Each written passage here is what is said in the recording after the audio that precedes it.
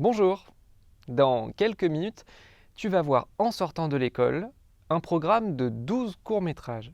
Avant d'être le titre du programme que tu vas voir, en sortant de l'école, c'est celui d'un poème de Jacques Prévert. Tu as peut-être déjà entendu parler de ce monsieur. Et il y a 10 ans, en 2014, France Télévisions a commandé à de jeunes réalisateurs et réalisatrices, tout juste sortis d'écoles de cinéma d'animation, des adaptations de poèmes de Jacques Prévert. Et puis, comme cela a bien plu, l'aventure a continué chaque année depuis 10 ans avec d'autres poètes comme Guillaume Apollinaire ou Robert Desnos.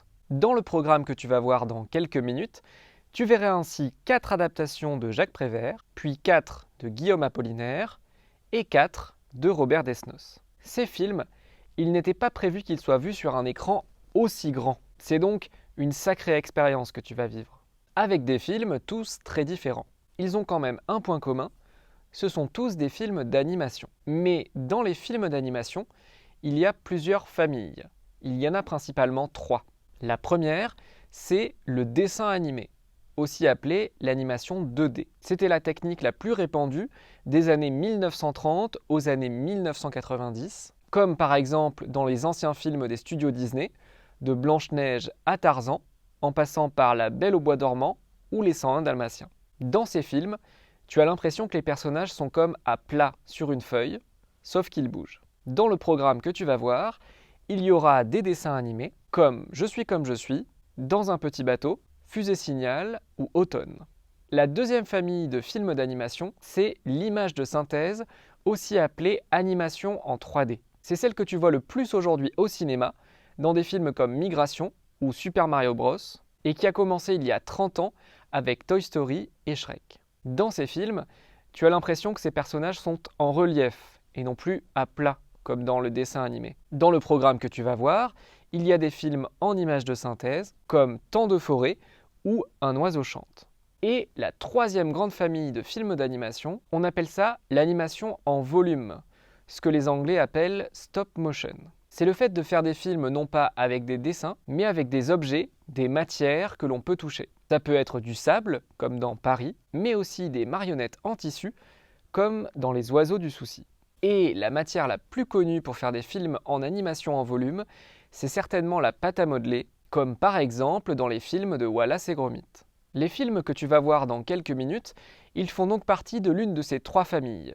L'animation en 2D, l'animation en 3D et l'animation en volume. Mais, et c'est là où ça se complique, certains des films mélangent des techniques. Par exemple, Le Dromadaire mécontent est un film fait avec des dessins, mais aussi avec des collages, des photos, des plumes, de la laine. Et tout ça est assemblé grâce à une machine assez simple à utiliser, mais qui porte un nom compliqué, c'est la caméra multiplane. Pour t'expliquer, ça ressemble un peu à des étagères, faites non pas en bois ni en métal, mais en verre, sur lesquelles on dépose les éléments du film. Ce qui est le plus loin dans l'image, à l'arrière-plan, on le met en bas de l'étagère. Et ce qui est le plus proche de nous, au premier plan, on le met sur l'étagère qui est la plus haute. Et encore au-dessus, il y a un appareil photo. On fait alors bouger un tout petit peu les éléments sur chacune des étagères, on prend une photo, et ainsi de suite. Normalement, il faut 24 photos qu'on met les unes à la suite des autres et qu'on fait bouger très vite pour créer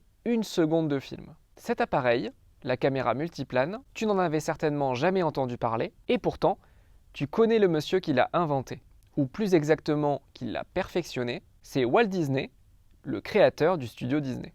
Si tu es bien attentive ou attentif, tu remarqueras peut-être certains détails dans les films que tu vas voir. Par exemple, dans Fusée Signal, sais-tu comment on appelle ça quand on voit quelqu'un de très près au cinéma, quand le visage du personnage dépasse de l'image? On appelle ça un gros plan, et ça sert à être très proche du personnage. Ensuite, dans Automne, tu remarqueras peut-être que le dessin est très original, mais sans forcément savoir dire pourquoi. En fait, c'est parce qu'il n'y a pas de ligne claire, cette ligne noire très fine qui entoure habituellement les éléments dans un dessin animé ou une bande dessinée.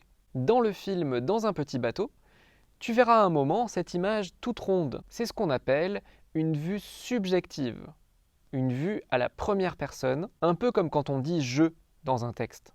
Dans le film Le Zèbre, tu remarqueras peut-être cette image, celle d'un petit zèbre dans le ventre de sa mère. Ça me permet de te dire que l'animation, C'est souvent utilisé pour raconter des histoires aux enfants, mais ça sert aussi parfois à montrer des choses que l'on ne pourrait pas voir en images réelles, avec une caméra par exemple. Et enfin, en voyant le film J'ai tant rêvé de toi, tu trouveras peut-être que les images sont vraiment bizarres. On dirait en fait des tableaux, des peintures, mais animées. Ce film te fera comprendre que le cinéma d'animation, ce n'est pas toujours forcément que pour les enfants. Mais rassure-toi, ça ne fait pas peur.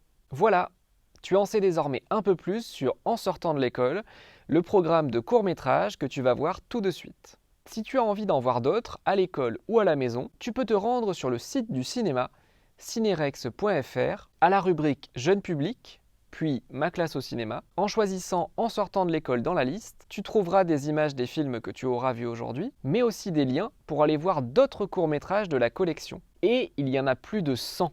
Il ne me reste qu'à te souhaiter une très bonne séance et je te dis à bientôt au cinéma.